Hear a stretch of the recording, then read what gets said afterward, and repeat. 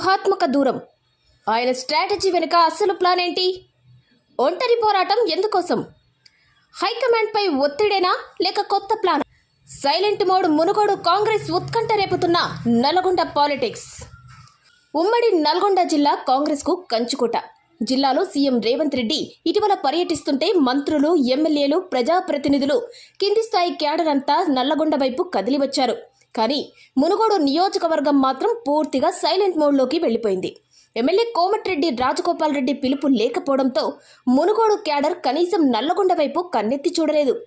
నిత్యం నియోజకవర్గంలో ప్రజలకు, అనుచరులకు అందుబాటులో ఉండే రాజగోపాల్ రెడ్డి సీఎం పర్యటన రోజే జిల్లా సరిహద్దుల్లో కూడా లేకుండా హైదరాబాద్కే పరిమితమవ్వడం కేవలం యాదృచ్ఛికం కాదని, ఇది వ్యూహాత్మక దూరమేనన్న చర్చ జిల్లాలో చోటు చేసుకుంది. గతంలోనూ రేవంత్ రెడ్డి జిల్లాకు వచ్చినప్పుడు ఇదే తరహాలో ఆయన దూరంగా ఉన్నారు. కాంగ్రెస్ క్యాడర్ పైనే పోలీసుల ఆంక్షలు. కాంగ్రెస్ అధికారంలో ఉన్న సొంత పార్టీ కార్యక్రమాలకు దూరంగా ఉంటూ మునుగోడు ఎమ్మెల్యే కోమటిరెడ్డి రాజగోపాల్ రెడ్డి చేస్తున్న ఒంటరి పోరాటం ఇప్పుడు సస్పెన్స్కు తెరలేపింది. మంత్రి పదవిపై ఆశలు అడియాసలు కావడంతోనే రాజగోపాల్ రెడ్డి ఈగో క్లాష్కు దిగారా? అందుకే సీఎం సభకు డుమ్మా కొట్టారా? ఈ రాజకీయ చదరంగంలో ఆయన లక్ష్యమేంటి అన్నది ఇప్పుడు ఉత్కంఠగా మారింది. ముందస్తు అరెస్టులు చేయడం సాధారణం, కానీ నల్లగొండలో పరిస్థితి భిన్నంగా మారింది.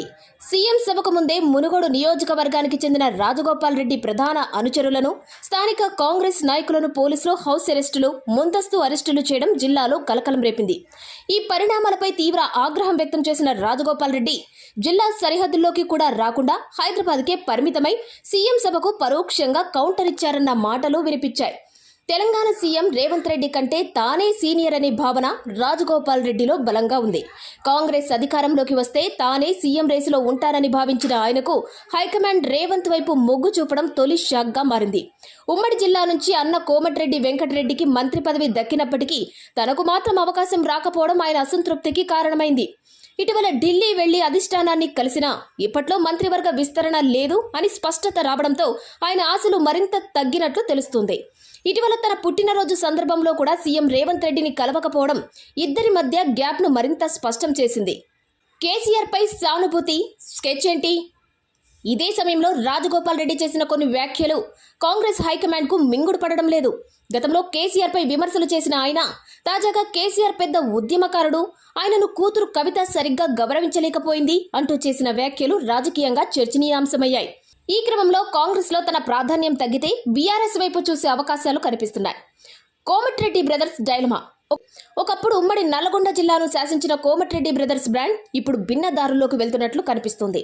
అన్న కోమటిరెడ్డి వెంకటరెడ్డి మంత్రిగా ప్రభుత్వ కార్యక్రమాల్లో యాక్టివ్గా ఉంటే, తమ్ముడు రాజగోపాల్ రెడ్డి మాత్రం సీఎం వైఖరిపై అసంతృప్తితో ఒంటరి పోరాటం చేస్తున్నారు.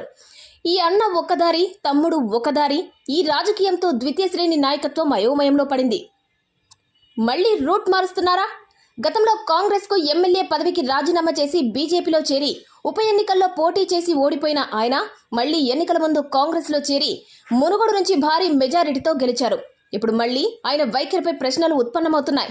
కానీ ఇప్పుడు మళ్లీ ఆయన అనుసరిస్తున్న ఒంటరి పోరాట వైఖరి, సీఎం సభలను బహిష్కరించడం చూస్తుంటే అసలు మన నాయకుడు కాంగ్రెస్లోనే ఉంటారా లేక మళ్లీ రూట్ మారుస్తున్నారా అనే సందిగ్ధత మునుగోడు కాంగ్రెస్ క్యాడర్లో కనిపిస్తుంది.